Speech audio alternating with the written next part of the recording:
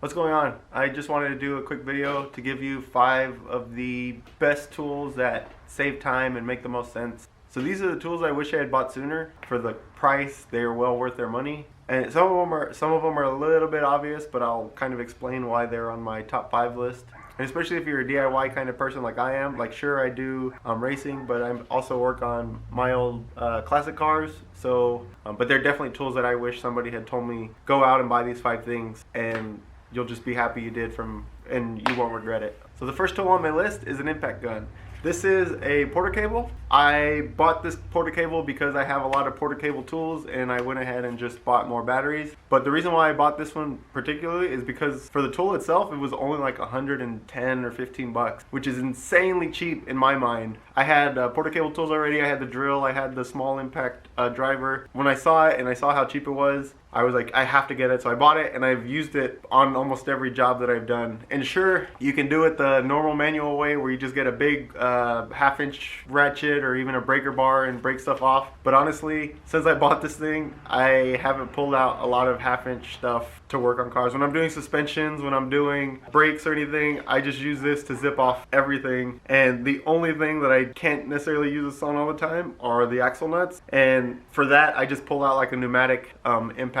You could probably invest a little bit more to get some more braking torque, but this for sure one of my favorite tools that I definitely should have bought sooner. Like I'll probably end up buying another one just because I'll need a traveling one and one for my garage. Portable impact, totally worth it. My second tools are angle grinders. So you're probably thinking like, oh, I already have one and I use it every now and then and it's not a big deal. But my suggestion really is to have more than one. So I have 2, one with a dedicated cutoff wheel and one with the flap disc, but I actually want a third and I'm gonna go to the store and buy a third. And that one's gonna have a grinding wheel or a wire wheel. But having 2 or 3 of these, you only use one at a time, sure, but the time you save having to change the blades is just amazing, because these are 40 bucks. I think this one's 40 bucks, this one's probably 60 bucks. And you can even get like some of the cheaper Harbor Freight ones if that works for the material that you're using. Like, you don't need to go overkill with these. Definitely get 2 at least, but 3 if you can, angle grinders, and you definitely won't regret it. Like 150 bucks for 3 angle grinders, multiple angle grinders. That's what I should have said from the beginning. But so number 3 on my list was actually number 1 until I got my impact. But number 3 is an electric ratchet.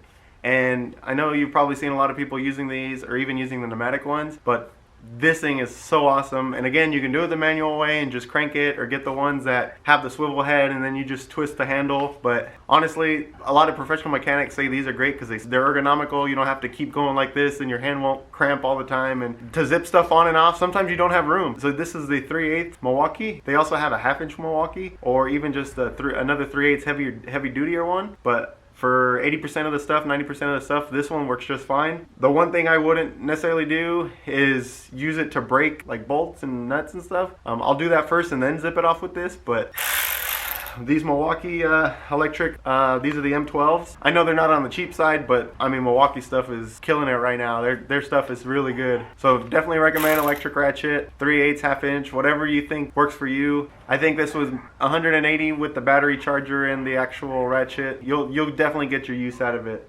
Number 4 on my list, swivel socket. And these aren't your typical swivel sockets. These are the Spherical swivel socket, impact swivel sockets. These are 3/8. These are actually, believe it or not, the ones from Harbor Freight. These, I've heard people say, are one of the best Harbor Freight tools you can buy. They last a long time and they do what they're supposed to. So these aren't the typical swivels that you see that they sell in like the toolkits, like these guys that have like U-joint type things. These are spherical.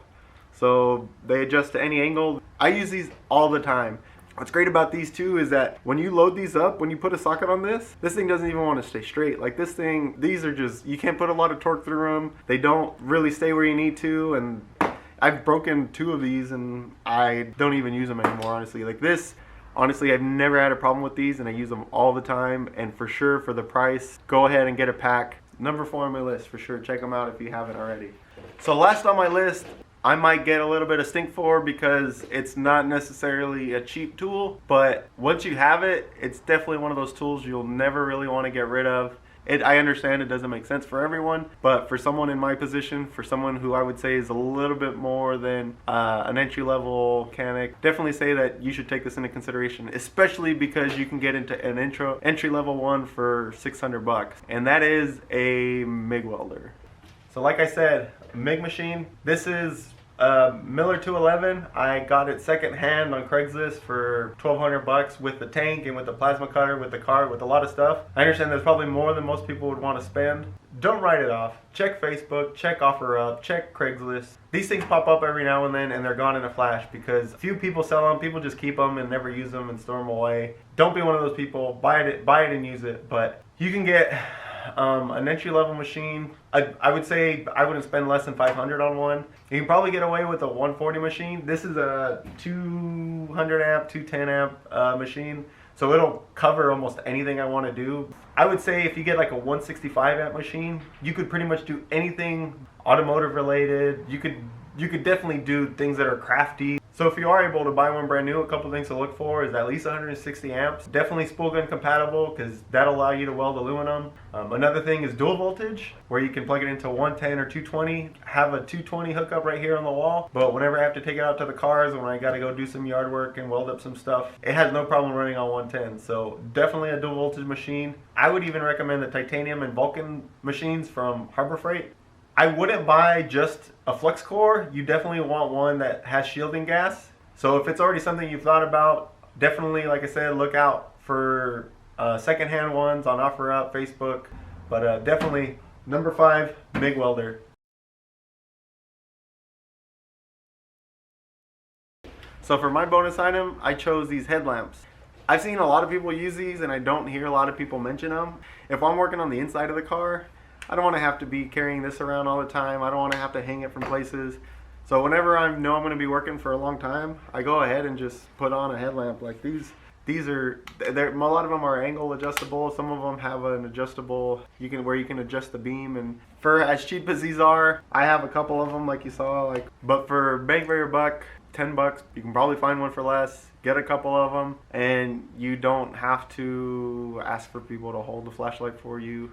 So don't torture your kids by making them hold the flashlight. Could have easily been on my top 5 list, but honorable mention, headlight, go Power Rangers. That's my top 5 tools. Leave your thoughts in the comments if you agree with them, if you think I left off a tool, or if you want information on some of these products, let me know. Just want to do a quick video showing you some of the tools that I use on the daily. I hope you enjoyed the background for this video. If you guys want to know more about some of my other projects, let me know in the comments. But for now, I'll see you around. Thanks for watching.